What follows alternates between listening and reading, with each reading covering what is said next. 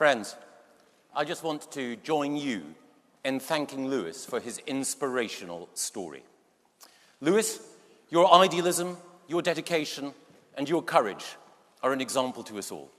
Thank you for campaigning on behalf of our precious oceans. You have set us a challenge, and we will not shirk it.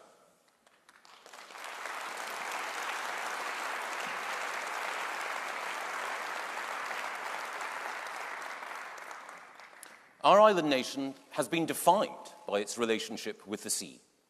It's been our doorway to global trade, a treasure house of oil and gas, and the home to teeming stocks of fish. But now, our oceans are in danger.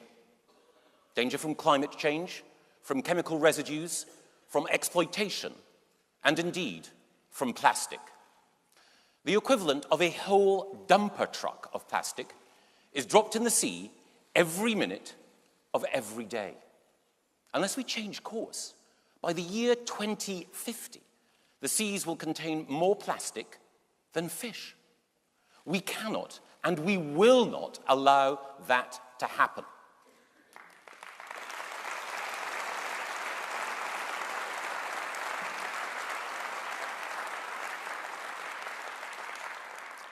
And that is why we need, in the words of Winston Churchill, action this day. And we are acting. Already the plastic bag charge has cut the number distributed by almost 90%. And we're also unleashing the innovative energy of our scientists and the entrepreneurial flair of our businesses to develop new, greener products that are already generating new jobs. And later this year, we will launch a new front in the war against waste. We will take steps to make recycling easier, to invest in cleaner technologies, and to take tougher action against the fly tippers and the waste criminals who pollute our landscape and trash our blue planet.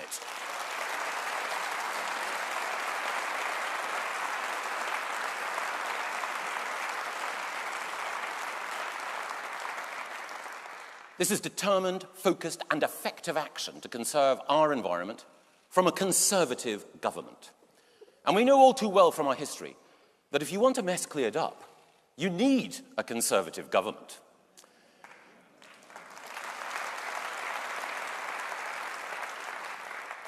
In 1979, after our economy had been trashed by Labour, it was a Conservative government that came to the rescue. And in 2010, we inherited a deficit out of control, rocketing unemployment and young lives wasted.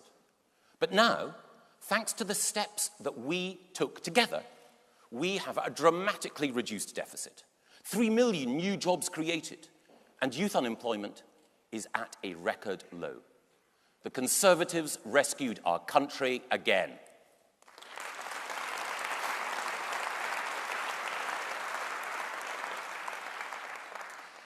Now, I don't want to be churlish, but I do feel obliged to point out that at every step of this essential economic repair, we were opposed vigorously by the Labour Party. And if last week told us anything, it's that we must not allow Labour to wreck our economy ever again.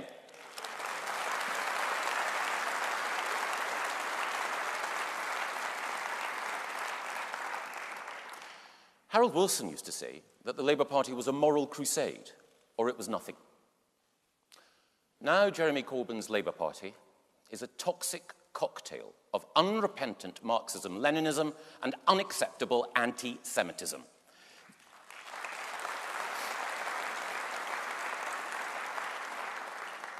They're giving all the errors of the 20th century another chance to wreck our society. We've seen how this story ends before, in misery and shame.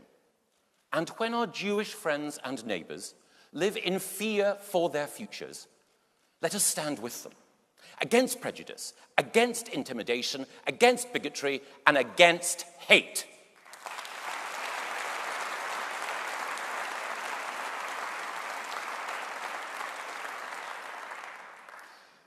So let us take action today, right here, right now. Let a message come loud and clear from all of us in this hall, a message together of unshakable solidarity with the Jewish community.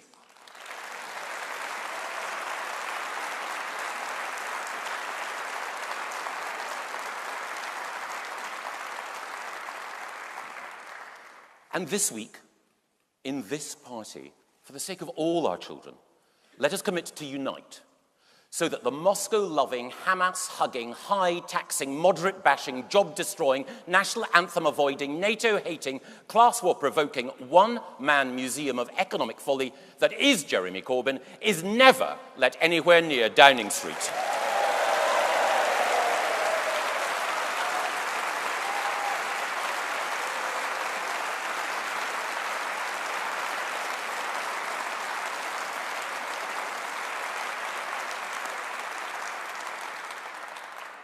And we should also never forget that Labour's threat to the economy is also a threat to our environment.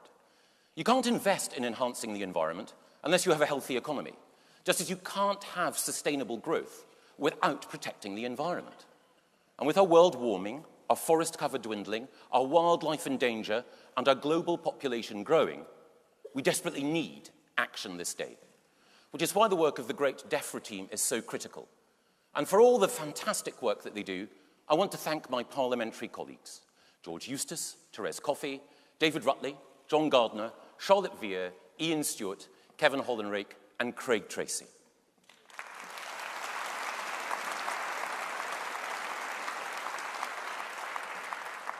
And for the great job that they do, can I also say thank you here to the brilliant team of civil servants in DEFRA and all its agencies for the hard work and commitment that they show.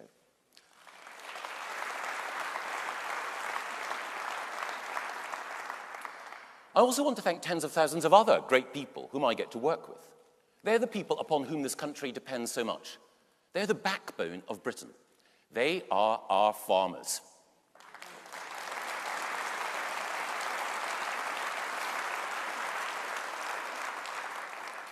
If we are to feed a hungry world and safeguard the soil, the water, and the air on which sustainable food production depend, then we in government need to act to secure a better future for farming.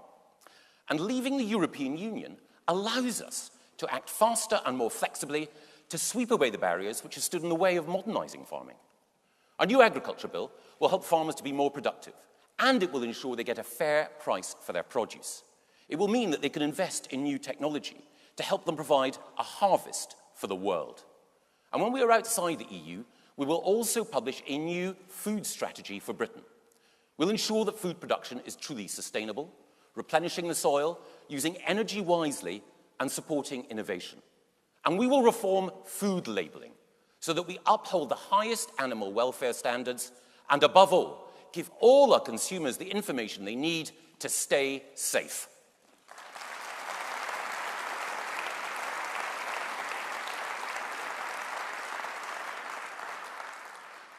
Food and drink is one of our greatest success stories. It's our biggest manufacturing industry.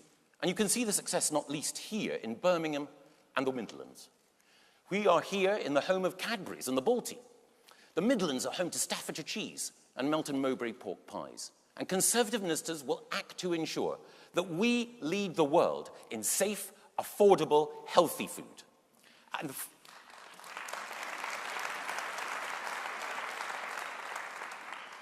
the first step in our strategy will be reducing food waste. Every year, millions of tons of good, nutritious, edible food is thrown away. This is an environmental, economic, and moral folly, and we will end it. I can announce action this day to invest £15 million so that food which would otherwise be wasted is redistributed to those most in need. Working with industry and with charities, we should be able to get up to 250 million extra meals a year onto the tables and plates of the most deserving in our society.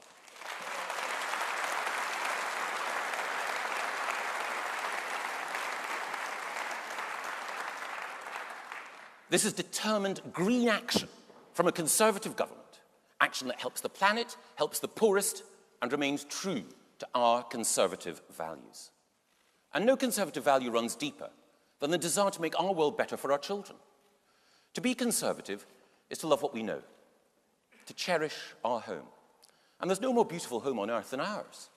Whether it's the Lake District that so moved Wordsworth, the Yorkshire Dales that inspired the Brontes, the stark majesty of the Fens, or the lush green fields of Somerset, Dorset, and Devon. We are heirs to an inheritance of natural beauty which moves the soul. But over the course of the last 100 years, we've seen that beauty besmirched, nature in retreat, and wildlife threatened. We've lost more than half of our farmland birds. Water voles, red squirrels, and hedgehogs have been increasingly under threat. More than 90% of our wildflower meadows are gone. We have a responsibility to the next generation, to the place that we call home, and to the whole planet, to reverse that destruction. And that is exactly what this Conservative government will do.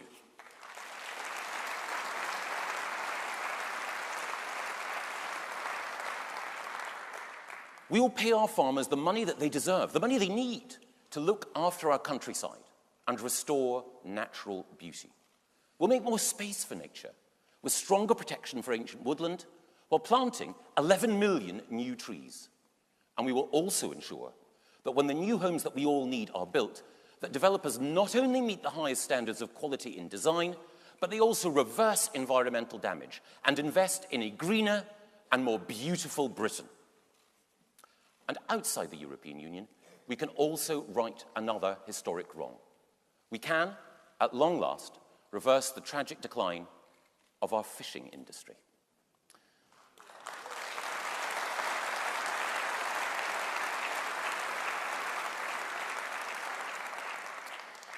And yes, for me, this is personal. My dad worked in the fish trade, and 35 years ago, his small business had to close, as the fishing industry across the United Kingdom suffered inside the EU's common fisheries policy. The common fisheries policy has inflicted deep economic and environmental damage. But now, thanks to our vote to leave, we are taking back control of our waters.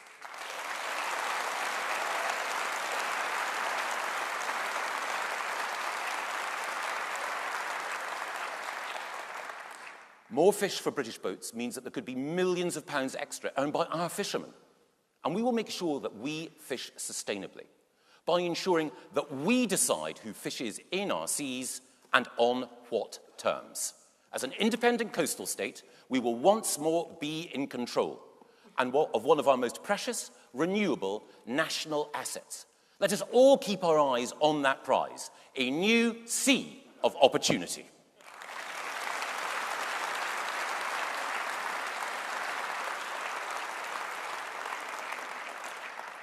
And leaving the EU also allows us to set a global standard for environmental protection, to deliver a truly green Brexit.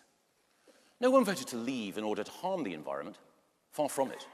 So through the first environment bill in more than 20 years, we will restore nature, purify our air, and ensure the powerful are properly held to account for their commitments to the natural world. And we can also do more on a mission close to my heart and to so many British hearts: improving animal welfare. The animals who share this planet with us, and indeed often share a home with us, need our care and protection.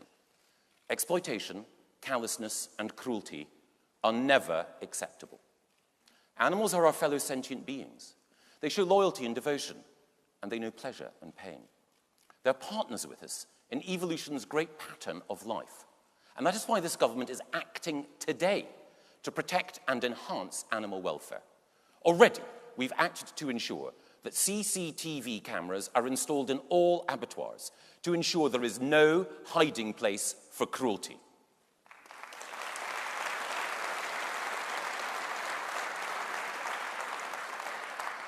And we're acting against the cruel abuse of puppy farming by making sure that domestic pets cannot be trafficked for tainted cash. And we will also use the full force of the criminal law to punish those responsible for the worst acts of cruelty. At the moment, those who abuse animals face a maximum sentence of 6 months. We will ensure that is increased to 5 years.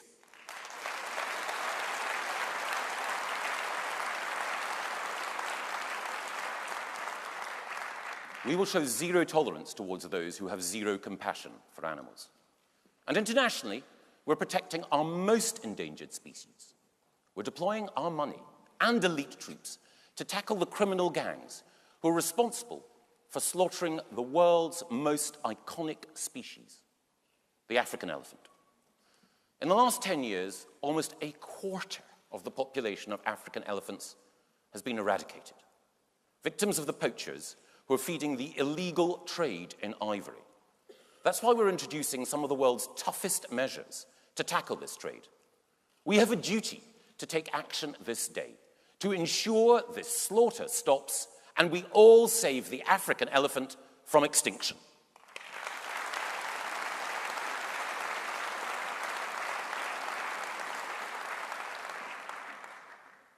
But we know that there is more that we have to do to uphold our manifesto pledge to hand our environment on in a better state to our children.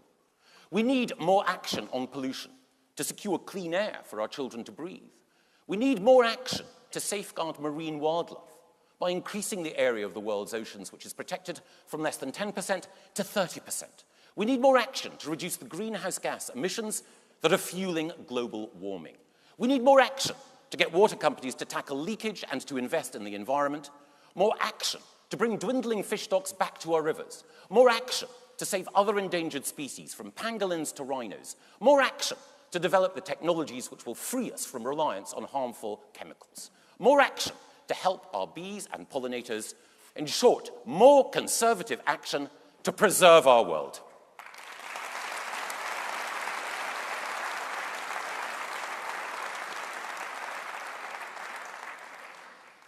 Now, some people might say that we're setting our sights too high. Well, to them I say, you don't know our party. It was Conservatives who abolished the slave trade, cleared Victorian slums, made working conditions decent in our factories, gave our cities clean water, and delivered equal votes for women. It was Conservatives who introduced equal marriage for all, fought against fascism and communism, extended state education to all, built record numbers of homes for working people, led the fight against global warming, and established the first national living wage. And we gave the poorest pupils in our schools the most money, allowed record numbers of working people to graduate from university, and we ensured that there are now a record number of people in work.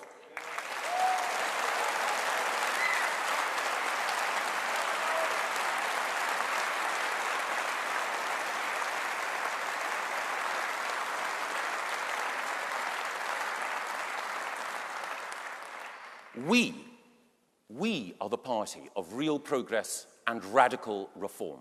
The party relentlessly focused on the future and its promise.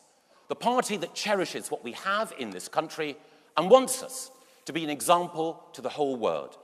And together, united, we can ensure that this country and our world are cleaner, greener, and stronger. Thank you.